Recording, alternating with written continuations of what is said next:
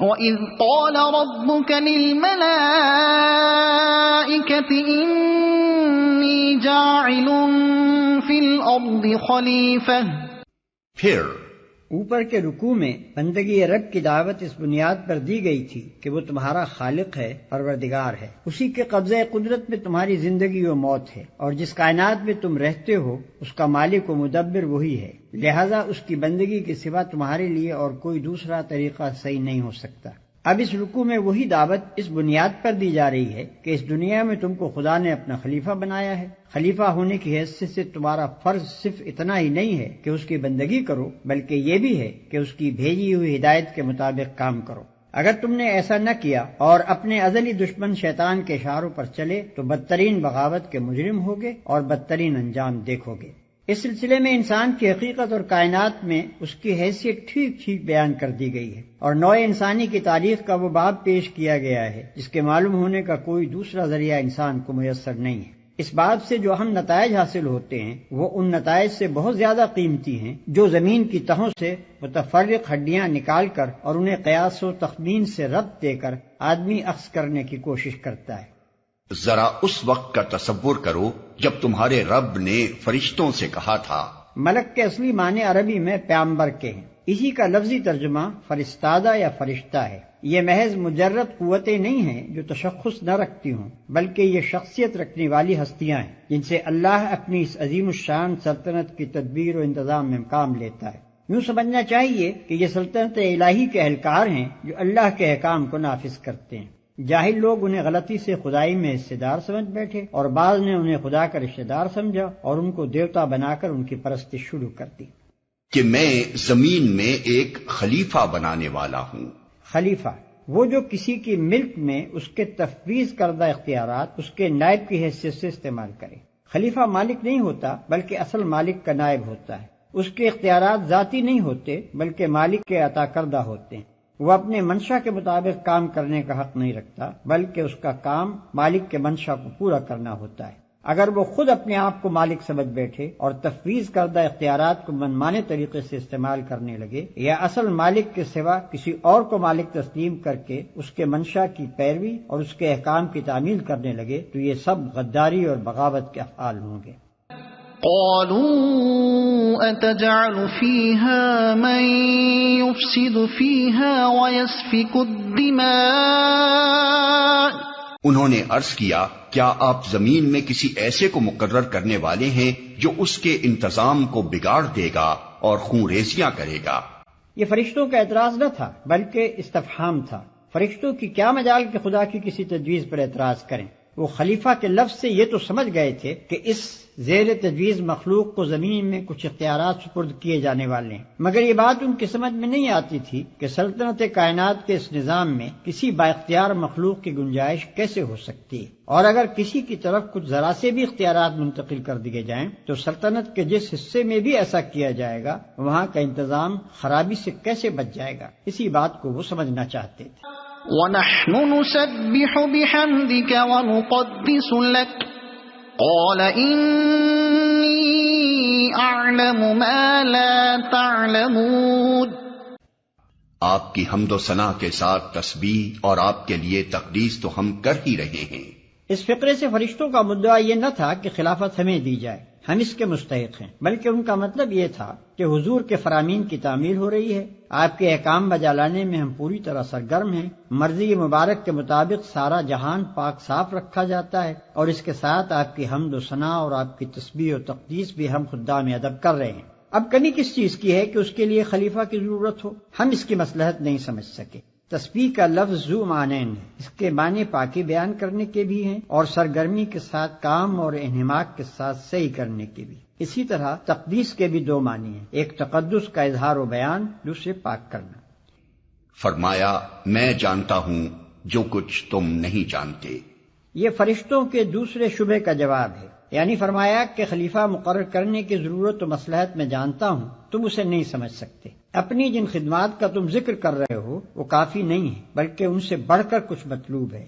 اسی لیے زمین میں ایک ایسی مخلوق پیدا کرنے کا ارادہ کیا گیا ہے جس کی طرف کچھ اختیارات منتقل کیے جائیں۔ وعلم آدم الأسماء كلها ثم عرضهم على الملائكة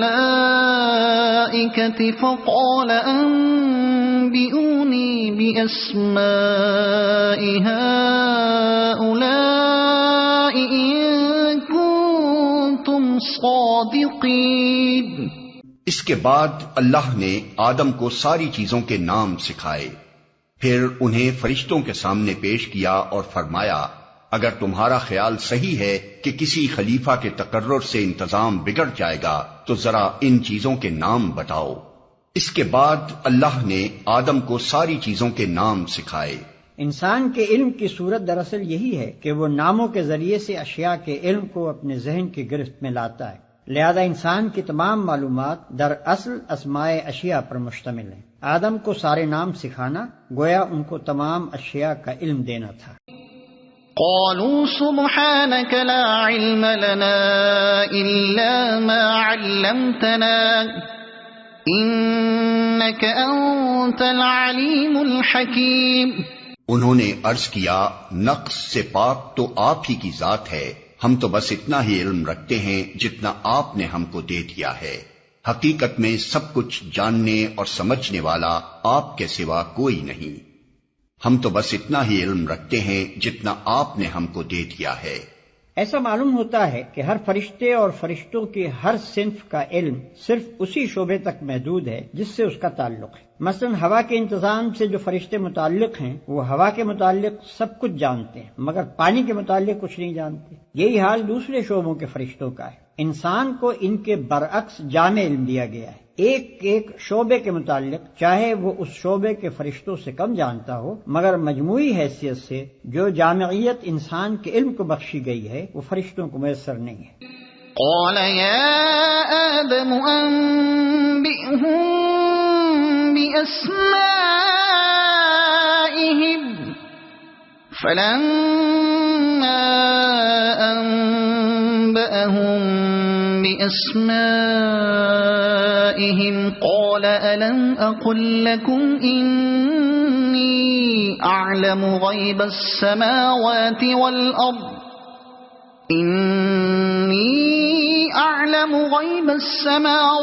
والأرض وأعلم ما تبدون وما كنتم تكتمون۔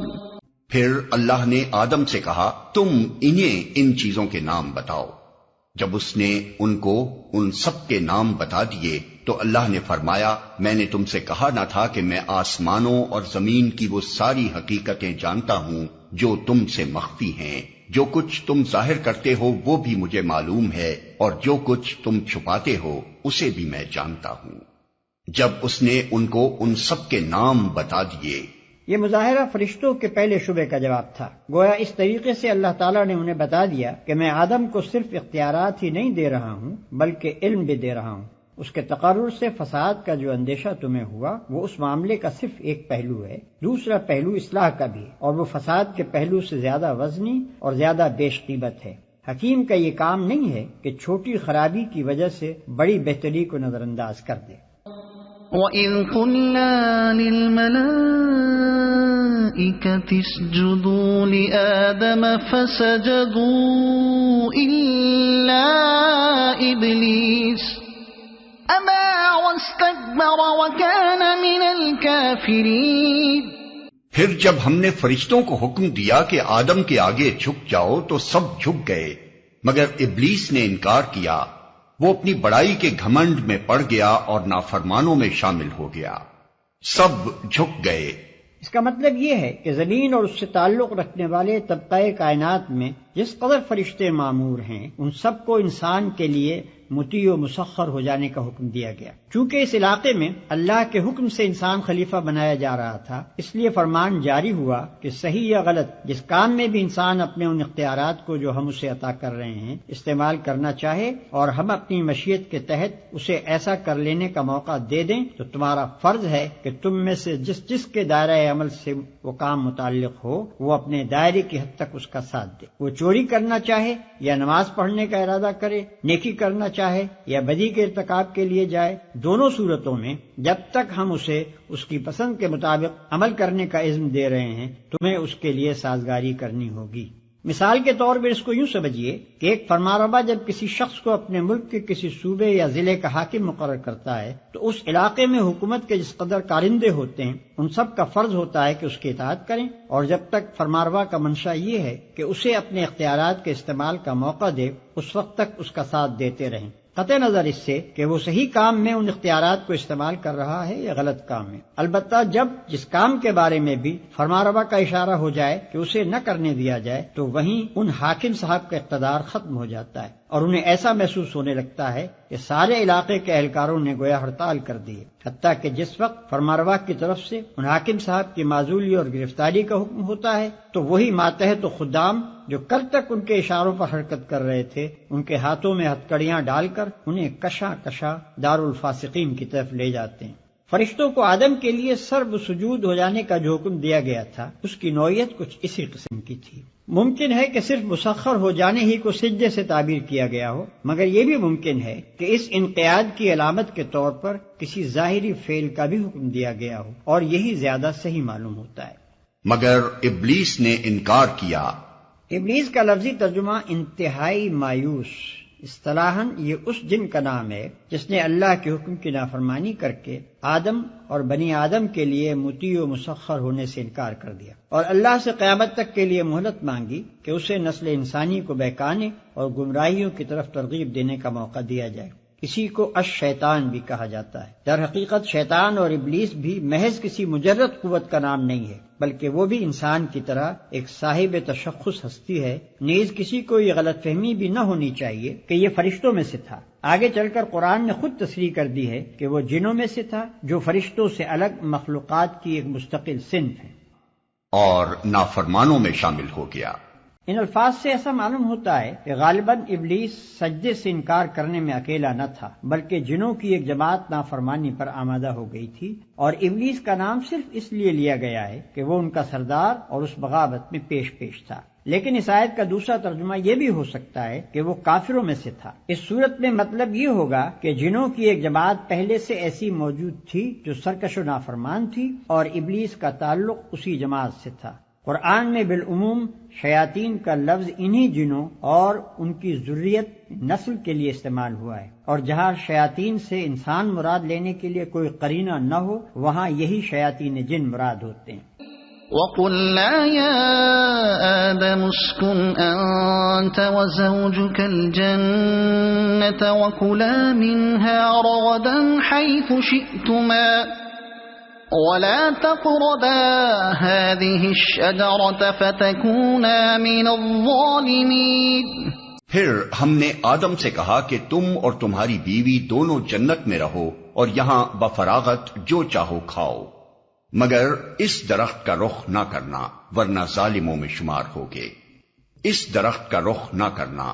اس سے معلوم ہوتا ہے کہ زمین یعنی اپنی جائے تقرر پر خلیفہ کی حیثیت سے بھیجے جانے سے پہلے ان دونوں کو امتحان کی غرض سے جنت میں رکھا گیا تھا تاکہ ان کے رجحانات کی آزمائش ہو جائے۔ اس آزمائش کے لیے ایک درخت کو چن لیا گیا اور حکم دیا گیا کہ اس کے قریب نہ پھٹکنا، اور اس کا انجام بھی بتا دیا گیا کہ ایسا کرو گے تو ہماری نگاہ میں ظالم قرار پاؤ گے۔ یہ بحث غیر ضروری ہے کہ وہ درخت کون سا تھا اور اس میں کیا خاص بات تھی کہ اس سے منع کیا گیا۔ منع کرنے کی وجہ یہ نہ تھی کہ اس درخت کی خاصیت میں کوئی خرابی تھی اور اس سے آدم و حوا کو نقصان پہنچنے کا خطرہ تھا، اصل غرض اس بات کی آزمائش تھی کہ یہ شیطان کی ترغیبات کے مقابلے میں کس حد تک حکم کی پیروی پر قائم رہتے ہیں۔ اس مقصد کے لیے کسی ایک چیز کا منتخب کر لینا کافی تھا، اسی لیے اللہ نے درخت کے نام اور اس کی خاصیت کا کوئی ذکر نہیں فرمایا۔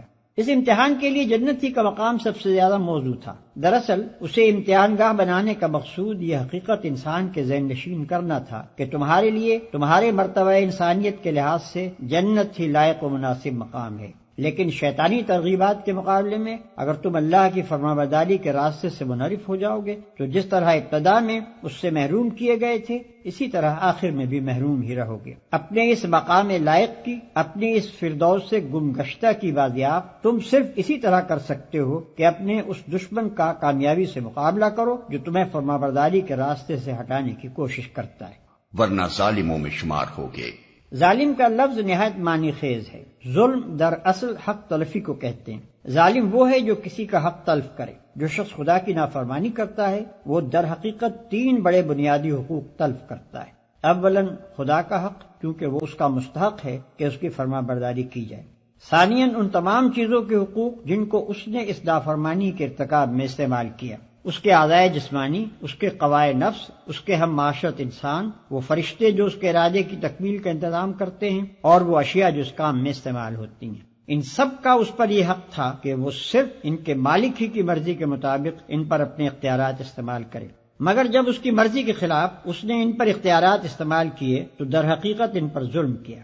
ثالثاً خود اپنا حق، کیونکہ اس پر اس کی ذات کا یہ حق ہے کہ وہ اسے تباہی سے بچائے، مگر نافرمانی کر کے جب وہ اپنے آپ کو اللہ کی سزا کا مستحق بناتا ہے تو دراصل اپنی ذات پر ظلم کرتا ہے۔ انہی وجوہ سے قرآن میں جگہ جگہ گناہ کے لیے ظلم اور گناہگار کے لیے ظالم کی اصطلاح استعمال کی گئی۔ فَأَزَلَّهُمَا الشَّيْطَانُ عَنْهَا فَأَخْرَجَهُمَا مِمَّا كَانَا فِيهِ وَقُلْنَا اهْبِطُوا بَعْضُكُمْ لِبَعْضٍ عَدُوٌّ وَلَكُمْ فِي الْأَرْضِ مُسْتَقَرٌّ وَمَتَاعٌ إِلَىٰ حِينٍ۔ آخر کار شیطان نے ان دونوں کو اس درخت کی ترغیب دے کر ہمارے حکم کی پیروی سے ہٹا دیا اور انہیں اس حالت سے نکلوا کر چھوڑا جس میں وہ تھے۔ ہم نے حکم دیا کہ اب تم سب یہاں سے اتر جاؤ، تم ایک دوسرے کے دشمن ہو اور تمہیں ایک خاص وقت تک زمین میں ٹھہرنا اور وہیں گزر بسر کرنا ہے۔ تم ایک دوسرے کے دشمن ہو، یعنی انسان کا دشمن شیطان اور شیطان کا دشمن انسان۔ شیطان کا دشمن انسان ہونا تو ظاہر ہے کہ وہ اسے اللہ کی فرمانبرداری کے راستے سے ہٹانے اور تباہی میں ڈالنے کی کوشش کرتا ہے۔ رہا انسان کا دشمن شیطان ہونا تو فی الواقع انسانیت تو اس سے دشمنی ہی کی مقتضی ہے، مگر خواہشات نفس کے لیے جو ترغیبات وہ پیش کرتا ہے ان سے دھوکہ کھا کر آدمی اسے اپنا دوست بنا لیتا ہے۔ اس طرح کی دوستی کے معنی یہ نہیں ہے کہ حقیقتاً دشمنی دوستی میں تبدیل ہو گئی، بلکہ اس کے معنی یہ ہیں کہ ایک دشمن دوسرے دشمن سے شکست کھا گیا اور اس کے جال میں پھنس گیا۔ فَتَلَقَّى آدَمُ مِن رَّبِّهِ كَلِمَاتٍ فَتَابَ عَلَيْهِ إِنَّهُ هُوَ التَّوَّابُ الرَّحِيمُ۔ اس وقت آدم نے اپنے رب سے چند کلمات سیکھ کر توبہ کی، جس کو اس کے رب نے قبول کر لیا، کیونکہ وہ بڑا معاف کرنے والا اور رحم فرمانے والا ہے۔ اس وقت آدم نے اپنے رب سے چند کلمات سیکھ کر توبہ کی، یعنی آدم کو جب اپنے قصور کا احساس ہوا اور انہوں نے نافرمانی سے پھر فرما برداری کی طرف رجوع کرنا چاہا اور ان کے دل میں یہ خواہش پیدا ہوئی کہ اپنے رب سے اپنی خطا معاف کرائیں، تو انہیں وہ الفاظ نہ ملتے تھے جن کے ساتھ وہ خطا بخشی کے لیے دعا کر سکتے۔ اللہ نے ان کے حال پر رحم فرما کر وہ الفاظ بتا دیے۔ توبہ کے اصل معنی رجوع کرنے اور پلٹنے کے ہیں۔ بندے کی طرف سے توبہ کے معنی یہ ہیں کہ وہ سرکشی سے باز آ گیا، طریق بندگی کی طرف پلٹ آیا، اور خدا کی طرف سے توبہ کے معنی یہ ہیں کہ وہ اپنے شرمسار غلام کی طرف رحمت کے ساتھ متوجہ ہو گیا، پھر سے نظر عنایت اس کی طرف مائل ہو گئی، کیونکہ وہ بڑا معاف کرنے والا اور رحم فرمانے والا ہے۔ قرآن اس نظریے کی تردید کرتا ہے کہ گناہ کے نتائج لازمی ہیں اور وہ بہرحال انسان کو بھگتنے ہی ہوں گے۔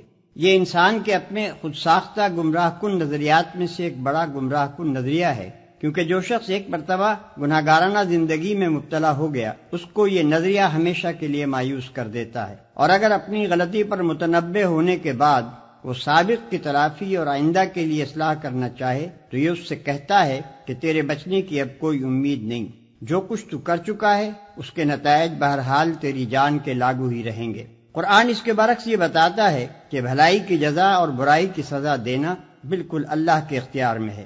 تمہیں جس بھلائی پر انعام ملتا ہے وہ تمہاری بھلائی کا طبعی نتیجہ نہیں ہے، بلکہ اللہ کا فضل ہے، چاہے عنایت فرمائے چاہے نہ فرمائے۔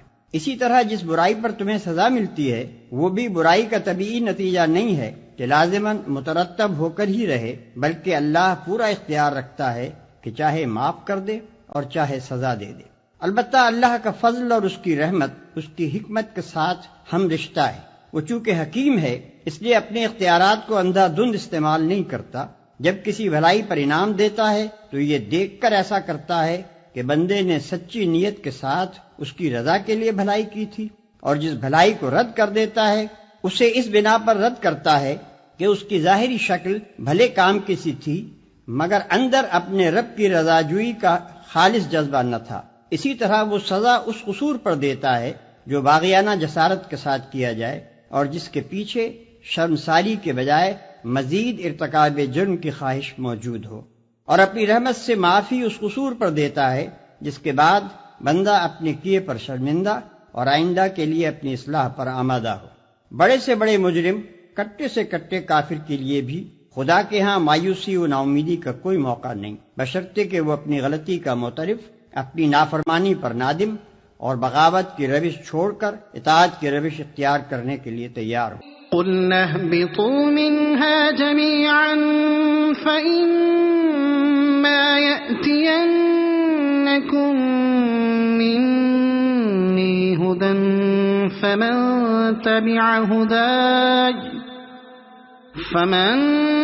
تَبِعَ هُدَايَ فَلَا خَوْفٌ عَلَيْهِمْ وَلَا هُمْ يَحْزَنُونَ۔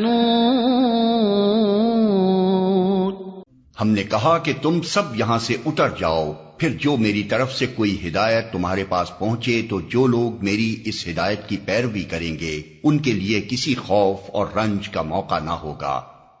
ہم نے کہا کہ تم سب یہاں سے اتر جاؤ۔ اس فقرے کا دوبارہ اعادہ معنی خیز ہے۔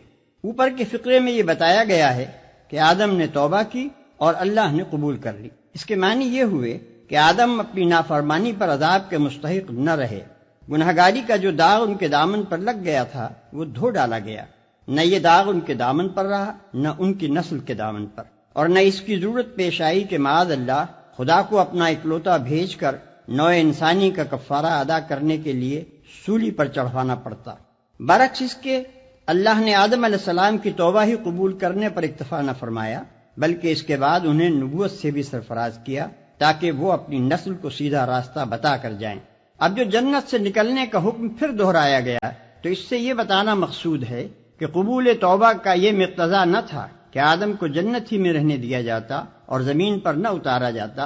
زمین ان کے لیے دارالعذاب نہ تھی، وہ یہاں سزا کے طور پر نہیں اتارے گئے بلکہ انہیں زمین کی خلافت ہی کے لیے پیدا کیا گیا تھا۔ جنت ان کی اصلی جائے قیام نہ تھی، وہاں سے نکلنے کا حکم ان کے لیے سزا کی حیثیت نہ رکھتا تھا، اصل تجویز تو ان کو زمین ہی پر اتارنے کی تھی۔ البتہ اس سے پہلے ان کو اس امتحان کی غرض سے جنت میں رکھا گیا تھا جس کا ذکر اوپر حاشیہ نمبر 48 میں کیا جا چکا ہے۔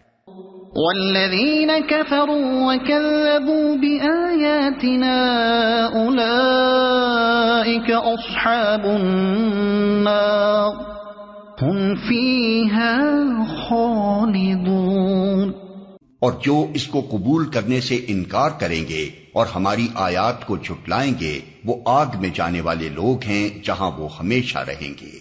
اور ہماری آیات کو جھٹلائیں گے، آیات جمع ہے آیت کی۔ آیت کے اصلی معنی اس نشانی یا علامت کے ہیں جو کسی چیز کی طرف رہنمائی کرے۔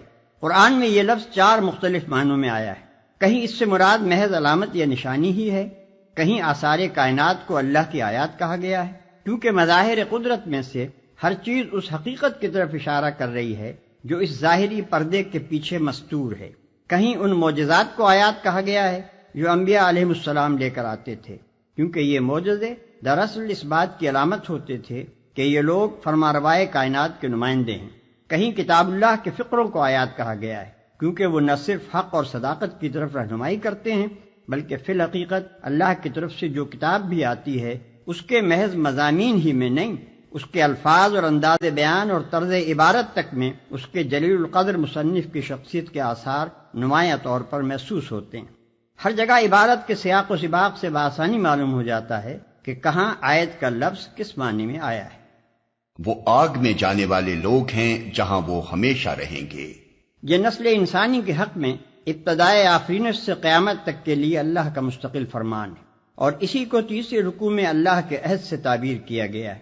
انسان کا کام خود راستہ تجویز کرنا نہیں ہے بلکہ بندہ اور خلیفہ ہونے کی دوگنا حیثیتوں کے لحاظ سے وہ اس پر مامور ہے کہ اس راستے کی پیروی کرے جو اس کا رب اس کے لیے تجویز کرے۔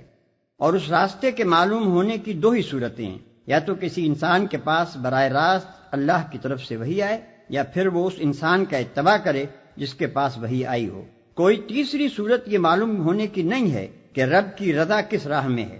ان دو صورتوں کے ماں سوا ہر صورت غلط ہے، بلکہ غلط ہی نہیں، سراسر بغاوت بھی ہے، جس کی سزا جہنم کے سوا اور کچھ نہیں۔ قرآن مجید میں آدم کی پیدائش اور نوع انسانی کی ابتدا کا یہ قصہ 7 مقامات پر آیا ہے، جن میں سے پہلا مقام یہ ہے اور باقی مقامات حسب ذیل ہیں۔ الاعراف رکوع 2، الحجر رکوع 3، بنی اسرائیل رکوع 7، الکہف رکوع 7، طٰہٰ رکوع 7، صاد رکوع 5۔ بائبل کی کتاب پیدائش باب اول، دوم و سوم میں بھی یہ قصہ بیان ہوا ہے، لیکن دونوں کا مقابلہ کرنے سے ہر صاحب نظر انسان محسوس کر سکتا ہے کہ دونوں کتابوں میں کیا فرق ہے۔ آدم علیہ السلام کی تخلیق کے وقت اللہ اور فرشتوں کی گفتگو کا ذکر تلمود میں بھی آیا ہے، مگر وہ بھی اس معنوی روح سے خالی ہے جو قرآن کے بیان کردہ قصے میں پائی جاتی ہے، بلکہ اس میں یہ لطیفہ بھی پایا جاتا ہے کہ جب فرشتوں نے اللہ سے پوچھا انسانوں کو آخر کیوں پیدا کیا جا رہا ہے، تو اللہ تعالی نے جواب دیا تاکہ ان میں نیک لوگ پیدا ہوں۔ بد لوگوں کا ذکر اللہ نے نہیں کیا، ورنہ فرشتے انسان کی تخلیق کی منظوری نہ دیتے۔